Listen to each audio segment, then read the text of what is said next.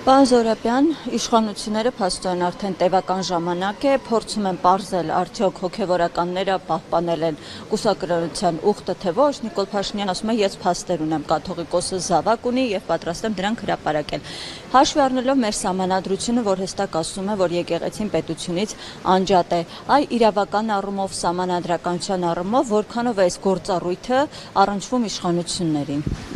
Շնորհակալություն հարցի համար։ Նախ ի սկզբանե այս հարցը իրավական որևէ աղերս չունի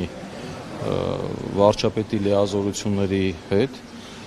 Այս հարցը նաև շատ անտրամաբանական է հնչում, հաշվի առնելով մեր երկրի առջև ծառացած խնդիրները։ Եվ բնականաբար, երբ զուգահեռներ ենք անցկացնում տեղի ունեցող որոշ գործընթացներին, մասնավորապես, որ նաև օրինակ Կովկասի մահմեդականների ղեկավարներ են նույն տրամաբանությամբ եւ նույն նախանձախնդրությամբ նման գործընթացներ հրահրում եւ փորձում են նաև արգաբեկել հայ առաքելական սուրբ եկեղեցին եւ կաթողիկոսին, ակնհայտ է դառնում, որ սա արդեն ուղղորդված է, այսինքն մեր իշխանությունները ցավոք նույն օրակարգն են առաջ տանում, ինչ որ մեր թշնամի պետությունը։ Եվ այս պայմաններում բնականաբար ոչ իրավական, ոչ բարոյական աղերս չունի սա։ Պարոն Զոհրաբյան, բայց իրենք էլ այսպես են մեկնաբանում, ասում են, որ եկեղեցին բոլորինս է հանրությանն է ու եթե ինչ-որ խնդիր կա, մութագյուրներ կա, ապա այդ ամենը պետք է բացահայտվի։ Այսինքն իրենք պնդում են, որ սա որևէ կերպ կապ չունի Փաշազադեի հայտարարության հետ կամ ադրբեջանական կողմի մյուս պահանջների։ Գիտեք ինչ, այդ թեզը հեղափոխական կեղծ թեզ է, եկեղեցին բոլորինս է այդ արտահայտության իմաստը չեմ հասկանում, այսինքն եկեղեցին նաև աթեիստինն է,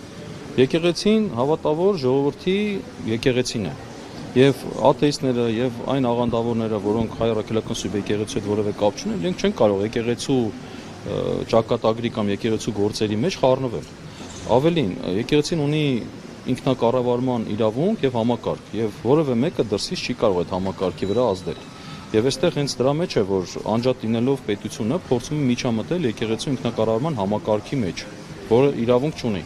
Նայեցեք, բայց իրենք էլ ասում են, այդ ինչպես է ստացվում, որ հոգևորականները կարող են ինչ-որ քաղաքական հայտարարություններով հանդես գալ, այդպես են էլի մեկնաբանում։ Նորմալ է դա, ավելին պատմություններ ցույց է տալիս, որ եկեղեցին միշտ էլ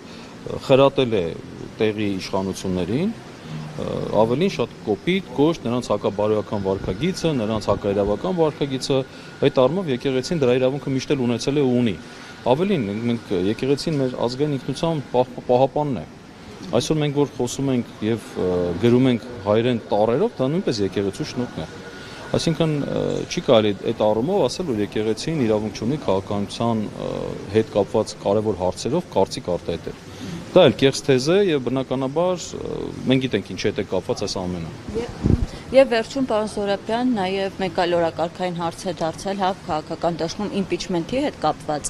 Ընդդիմադիր խմբակցությունները իրենց ներսում չեն կարողանում, այսպես ասած, ձայներ ապահովել ու ԿՊ-ից դուրս եկած երկու պատգամավորները եւս հրաժարվում են իրենց ձայները տրամադրել, որպեսզի անգամ նախագիծը մտնի ազգային ժողով։ Դուք ինչպես եք այս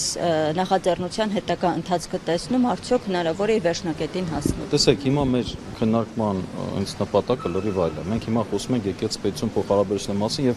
այս պահին չի ցանկանա այլ օրակարգային հարցերով խառնել